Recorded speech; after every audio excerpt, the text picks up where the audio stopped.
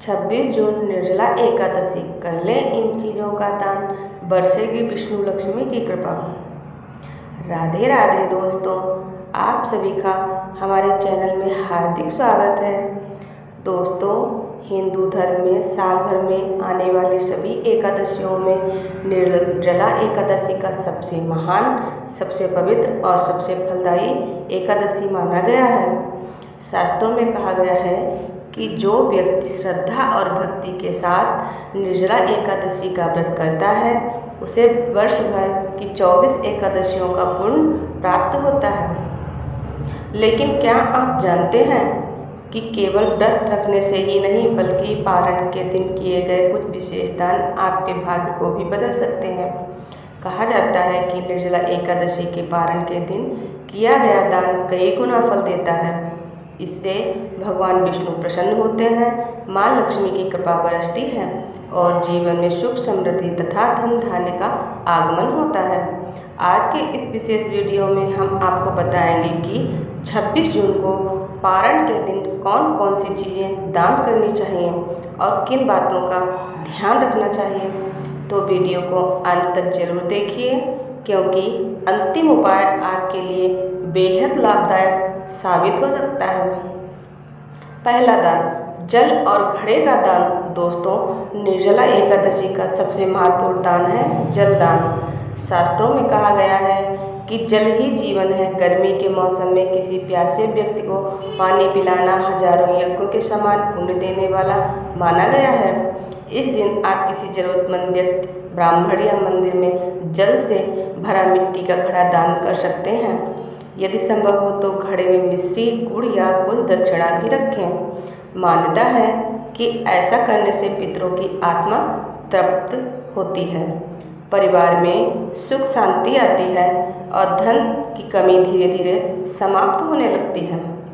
दूसरा दान, छाता और पंखा। दोस्तों, ज्येष्ठ मास की तपती गर्मी में किसी जरूरतमंद को छाता या हाथ का पंखा दान करना अत्यंत पुण्यदायक माना गया है। सोचिए, जब कोई व्यक्ति तेज धूप से परेशान हो और उसे राहत मिले तो उस व्यक्ति की दुआ सीधे भगवान तक पहुंचती है। कहा जाता है कि इस दिन छाता दान करने से जीवन की परेशानियों से रक्षा होती है और व्यक्ति के ऊपर भगवान विष्णु की विशेष कृपा बनी रहती है। पंखे का दान करने से मानसिक तनाव कम होता है और परिवार में सुख शांति का वातावरण बनता है। तीसरा दान, फल और अन्न का दान। दोस्तों, हमारे शास्त्रों में अन्न दान को महादान कहा गया है। निर्जला एकादशी के दिन आम, तरबूज, खरबूजा, केला या अन्य मौसमी फलों का दान करना बहुत शुभ माना जाता है। इसके साथ ही यदि आप अपनी समर्थ अनुसार गेहूँ, चावल, दाल या अन्य खाद्य सामग्री किसी गरीब परिवार को दान करते हैं तो भगवान विष्णु अत्यंत प्रसन्न होते हैं। कहा जाता है कि जो व्यक्ति भूखे को भोजन कराता है उसके घर में कभी अन्न और धन की कमी नहीं होती। चौथा दान, वस्त्र और जूते चप्पल।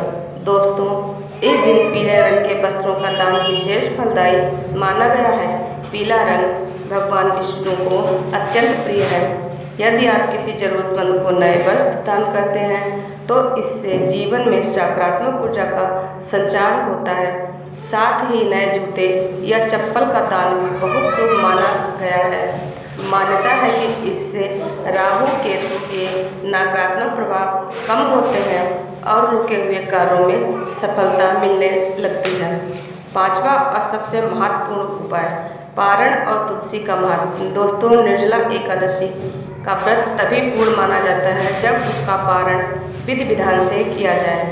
26 जून को प्रातः स्नान करके भगवान विष्णु की पूजा करें। उन्हें पीले फूल, फल और सात्विक भोग अर्पित करें। लेकिन एक बात का विशेष ध्यान रखें, भगवान विष्णु को अर्पित किए जाने वाले भोग में तुलसी दल अवश्य होना चाहिए।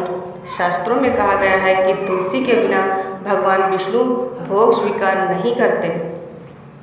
तुलसी माता भगवान विष्णु को अत्यंत प्रिय है, इसलिए पारण से पहले भगवान को तुलसी युक्त भोग अर्पित करें और फिर स्वयं प्रसाद ग्रहण करें। विशेष सावधानी। दोस्तों, दान हमेशा अपनी श्रद्धा और सामर्थ्य के अनुसार करें। दान कभी दिखावे के लिए नहीं करना चाहिए।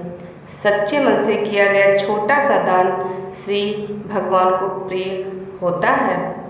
याद रखिए, दान का मूल्य वस्तु में नहीं बल्कि भावना में होता है।